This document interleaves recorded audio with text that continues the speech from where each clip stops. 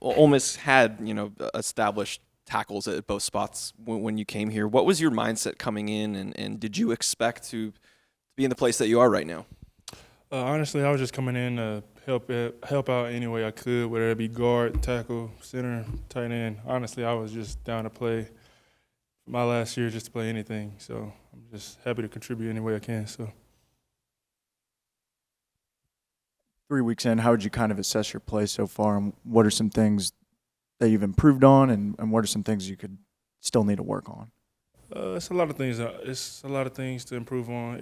Areas of improving. I think just staying low, staying positive, not too critical of myself, and kind of just get my foot in the offense and just learn more every week.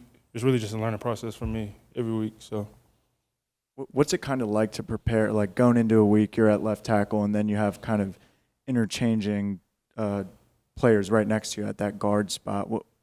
Does it change anything preparation-wise?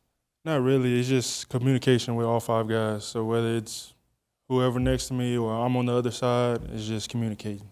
So that's the big thing for the offense, big thing for the O-line, just being on the same page, all five guys at once. So. I'm just curious, what's the biggest crowd you played in front of in the Pac-12? Probably the biggest game ever, probably in the Big House against Michigan, 2021. Yeah, that was 100,000 plus. I think that's what they said. So. Do you think that experience will kind of help with what you guys are expecting this weekend? Yeah, I'm hoping so. I mean, I've never been in Bryant, so I mean, I think I'm expecting a huge turnout. So I'm expecting the same results as probably the Big House. Victor, being a Texas guy, I'm curious, in middle and high school, and I assume you're watching college football, what your perception of Ole Miss was then, and whether, when you got to Washington, Coach Kiffin got here, whether he did anything to kind of change that perception. My perception didn't really change because I think I known Miles Battle for a long time. I grew up with him. I played AAU basketball with him growing up, so we talked during the process when I got in the portal. And so he told me he loved to hear, he loved the guys here, he loved the coaching staff. So easy transition, and I loved everything he said about it. So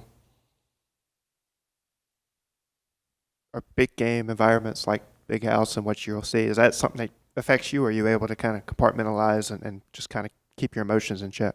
yeah, I think emotionally you got to kind of calm down. I think it's just the highs and lows before game time, or just this week in general. You can't get caught up in the minutia and just get toned in on the preparation. I think preparation kind of calms you, really. I think as long as you're prepared, you really can't get caught up in too hype in the crowd and all the crowd noise and, what they're going to do. As long as you're prepared for what you got to do, I think that'll be good. The offense kind of struggled running the ball the first two games, but you guys came back and ran for 300 on Saturday. Why do you think it was so successful on Saturday, and how big is that going to be this weekend?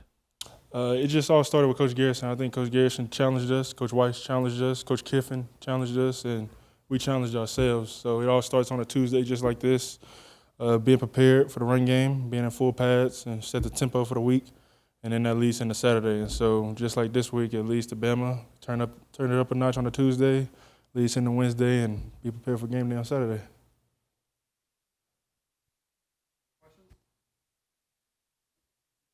Appreciate y'all.